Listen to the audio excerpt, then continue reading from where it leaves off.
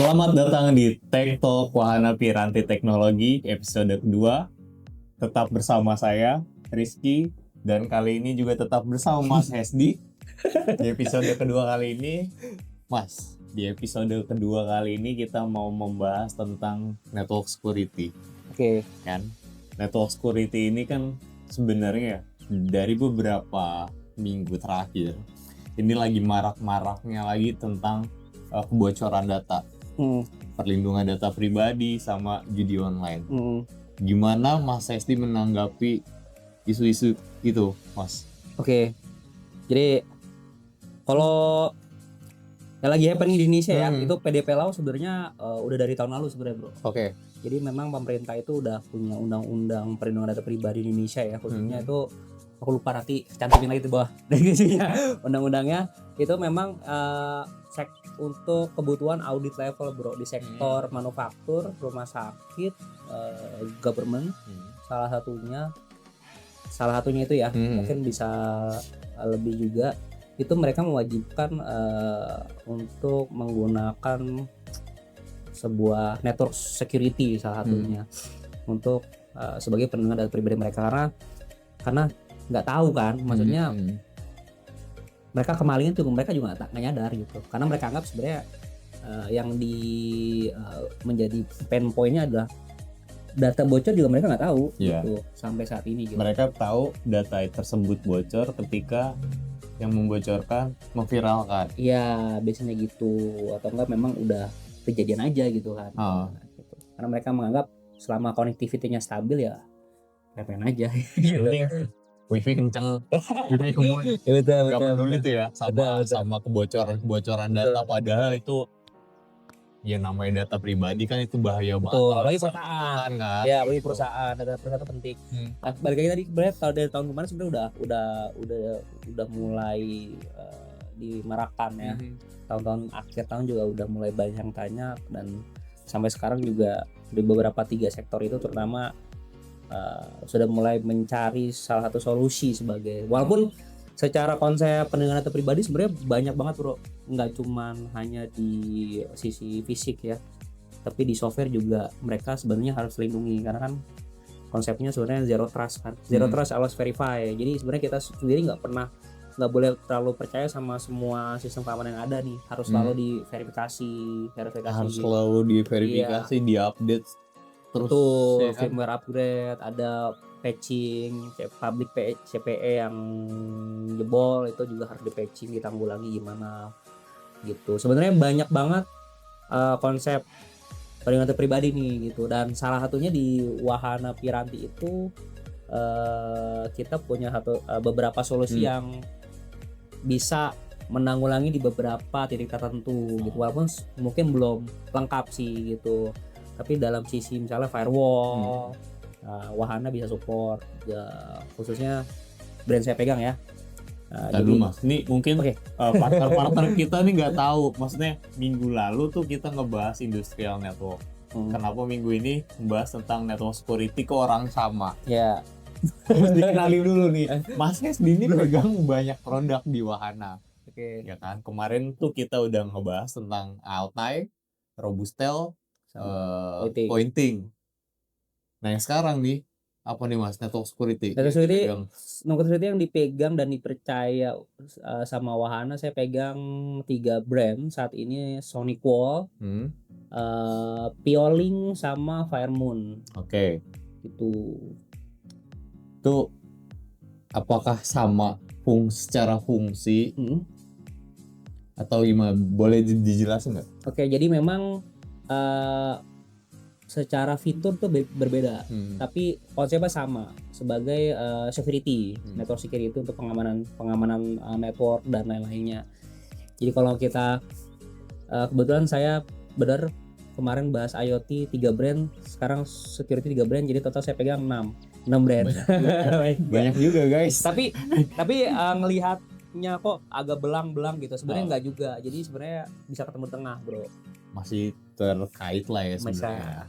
kalau ketemu tengah namanya berubah jadi OT security, bro. Apa tuh? Operation Transport Security. Operational Transport Security. Ya, itu. Jadi mereka gabungin antara security sama mesin IoT buat perlindungan data. Gitu. Itu bisa digabung sebenarnya. Balik lagi kita bahas PDP.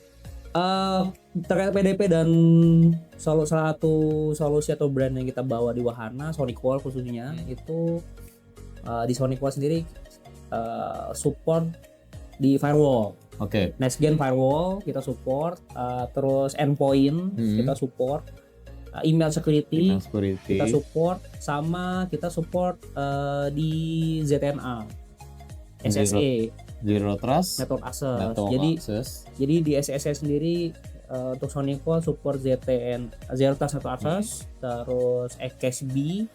Apalagi tuh? Yang Ya nantilah glosarinya nanti di sektor pisah. Kita fokusin ada CASB, ada Secure Web Gateway, ada VPN as a Service. Jadi memang tuh salah satu fitur yang khusus diperuntukkan untuk melindungi beberapa solusi di customer nih sama partner gitu. Banyak banget sih memang istilah-istilah security-nya nih. Terus yang kedua di Pioling. Pioling itu fokusnya di web application firewall. Jadi kalau di firewall SonicWall layer 3 untuk network aja, kalau di Pioling itu layer 7 untuk aplikasi di server ataupun API protection. Jadi beda perlindungannya. Jadi Pioling main di situ untuk WAF dan load balance. Nah, load balance itu buat di server kan, nggak bagi pakai data ya, gitu.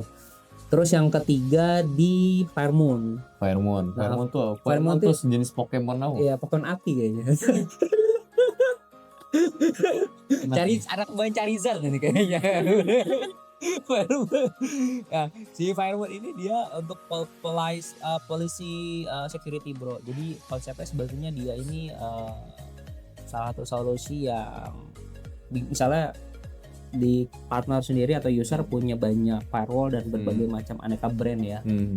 Nah itu dia bisa nyatuin konfigurasinya dan itu bisa di push konfigurasi. Policy dalam artian mempermudah atau mempercepat nge-push policy. Salah satu contoh fiturnya aja sih. Sebenarnya konsepnya luas gitu, tapi memang bisa untuk monitoring juga. Bisa untuk monitoring seluruh firewall yang dipunya sama end usernya yang dalam catatan si Firemoon ada kompatibilitasnya tuh, hanya brand-brand tertentu aja bisa masuk.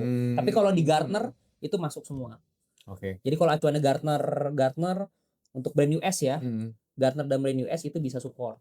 Gitu. Tapi kalau untuk brand di luar non US itu belum bisa gitu. Nah itu cocok di perbankan biasanya. Keren berarti ya, maksudnya bisa ngegabungin beberapa firewall yang dipunya di monitoring. Jadi berarti dari teknikalnya si end user sendiri nggak perlu mempelajari masing-masing firewall secara dalam terus dia bisa monitoring. Betul. Udah cukup pelajari Firemoon aja gitu ya?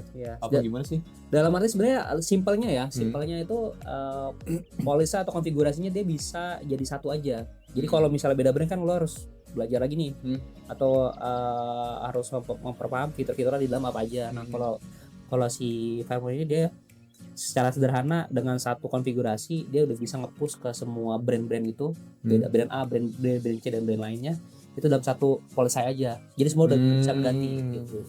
Keren ya. Jadi mempersempit kesalahan pengguna sebenarnya gitu. Kan kadang kalau kita beda brand, beda pengetahuan kan. Manusia kan ada kesalahan. Nah, apalagi di bank itu kesalahan harus seminimal mungkin dan harus banyak mitigasinya. Ini juga yang terjadi di user tuh ketika bukannya mereka nggak mau beralih ke brand lain gitu ya. Tapi malas untuk mempelajari. Betul. Ekosistem salah satunya. Ekosistem yang udah kebentuk itu mereka susah untuk transmigrasi ke ekosistem baru karena mereka udah nyaman sama ekosistem gitu kan. Padahal brand lain bisa lebih baik. Lebih baik itu sebenarnya semua akan bilang lebih baik. Ya kalau jualan ya. Iya. Semua itu saya lebih baik daripada yang lainnya juga karena tapi memang balik lagi kalau mereka sesuai kebutuhan yang pasti sesuai kebutuhan. Kalau kebutuhan mereka ternyata di ekosistem A itu sudah mumpuni, mereka nggak punya alasan untuk pindah sebenarnya. bisa juga dibilang bisa pindah, tapi dengan dilihat dari budget costing biasanya. Wah tahun depan naik nih gitu. Bisa nggak kita Kembali ke budget. kembali ke budget gitu. Tapi ini gitu kalau saya anti-firewall tuh bisa buat di sisi perbankan sih lebih cocok. Oke. Sih. Itu kan tadi kita bahas terkait PDP. Nah, beberapa kali juga saya sempat lihat di website-websitenya government ya, tanpa harus menyebut websitenya ya. Saya pernah lihat tuh ada iklan judi online. Iya. Di websitenya government. Iya. Jadi itu gimana tuh pandangan itu Mas? Jadi ya kita tahu lah kalau di government ya, birokrasinya kan memang cukup panjang ya. Untuk mungkin mereka timnya sendiri pengen udah punya ide untuk hardening di sisi security-nya, cuma mungkin budget atau birokrasi sendiri panjang kan. Jadi memang mereka udah kejebur. Tapi secara garis besar itu biasanya yang kena bot judi nggak cuma hanya di government bro. Tapi website-website yang punya akses publik. Satunya udah pasti pemerintah daerah ya. Pemerintah daerah tuh punya akses publik, rumah sakit punya akses publik, sama high edukasi kampus itu punya akses publik, sama yang beberapa di sektor SMA besar itu juga punya akses publik. Nah dimana kalau kita ngomongin web judul itu kena serangan, itu udah harus pakai solusi dari salah satu dari Wane ya, solusinya tuh dari Pioling WAF. Kenapa harus pakai Pioling WAF? Karena dia itu memproteksi layer 7 aplikasi level. Nah bot judi itu nyerang website servernya mereka, aplikasinya. Jadi kadang-kadang user sama partner nih salah kaprah. Pak ditanya butuhnya buat apa Pak? Buat perlindungan server. Oke, yang mau diprotek apa nih? Networknya atau aplikasi Bapak atau server Bapak yang diprotek? Saya butuhnya server tapi budget firewall. Lebih baik nggak usah. Lebih baik ya udah kita cariin solusi di mana secara cost masuk tapi terlindungi. Kenapa harus layer 7 proteksinya? Karena websitenya mereka disisipi sama biasanya sama bot judul bro. Nembak bot gitu, diserang pakai DDoS, terus disisipin. Kalau ada masang backdoor, ya udah mereka ditumpangin tuh bot judulnya. Nah ini kan yang selama ini mungkin dari sisi user juga belum memahami 100% ya. Ketika ditanya untuk pencegahan, mereka lebih ke pencegahan dari sisi networknya aja. Tapi dari sisi website, aplikasi dan lain yang semacamnya itu mereka nggak kurang aware ya. Jadi memang kebutuhan itu aplikasi firewall ya, soalnya di Pioling itu untuk bot judul itu memang beberapa customer itu punya aplikasi server di tempat mereka sendiri, nggak mereka hosting, dan mereka tuh nggak, ternyata pas dibantu cek nggak punya firewall, nggak punya endpoint, nggak punya WAF, nggak punya email security, semua masuk dari beberapa lubang tuh. Nah ya ini udah bocor mana-mana, taruh backdoor di mana-mana juga tuh. Berarti kan kayak untuk email security sendiri itu akan berbeda lagi. Beda lagi. Bukan lagi melalui network, bukan lagi melalui website, tapi melalui email. Iya, beda lagi tuh. Makanya zero trust. Berarti sebenarnya celah-celah untuk masuk tuh bisa banyak ya. Banyak banget bro. Kita bukan mau nakutin ya, tapi memang di sisi network security layer juga memang banyak celahnya gitu. Apalagi buat beberapa customer itu mereka cukup pakai brand ya satunya gitu, sudah merasa aman gitu. Ada beberapa kejadian juga kita bantu POC buat pakai firewall dari SonicWall, terus pakai WAF dari Pioling. Saat kita POC selama 7 hari tuh kita kan bisa generate report bro. Itu serangan malware kelihatan tuh selama 7 hari ada 3.000 malware masuk, aplikasi vulnerability keluar semua. Terus di sisi WAF juga analisisnya keluar semua tuh. Ya itu kita jadi acuan report aja ke mereka bantu. Sebenarnya yang bapak ini udah kena nih, udah banyak serangan, cuman mungkin nggak berasa aja. Tapi yang pasti ini udah diserang aja, udah nyebar kemana-mana gitu. Jadi mau nggak mau ya memang harus pakai sebagai balik lagi ke narasi perlindungan data pribadi gitu. Tapi sebenarnya kalau kayak brand, kalau SonicWall kita tahu lah ada beberapa kompetitor yang memang sudah banyak lah di Indonesia gitu yang Sonic Wall ya. Nah kalau untuk Pioling sendiri kan belum banyak yang tahu. Ya kan di Indonesia tuh belum banyak yang tahu Pioling. Oke. Jadi Pioling itu sebenarnya barang dari Korea. Barang dari Korea. Jadi kalau kita flashback lagi, Pioling itu dari Korea brand. Jadi khususnya kalau di Korea itu banyak dipakai untuk di load balance sama wave-nya. Karena di barang di Korea juga, di Indonesia yang masuk biasanya customer Korea gitu yang udah pakai duluan baru karena udah tahu tuh ya secara kualitasnya seperti apa tuh ya mereka, gitu. Nah kalau untuk Sonic Wall itu dari US brand. Nah untuk di sini sendiri sudah banyak juga ya di Indonesia selama 3 tahun sampai 4 tahun belakangan.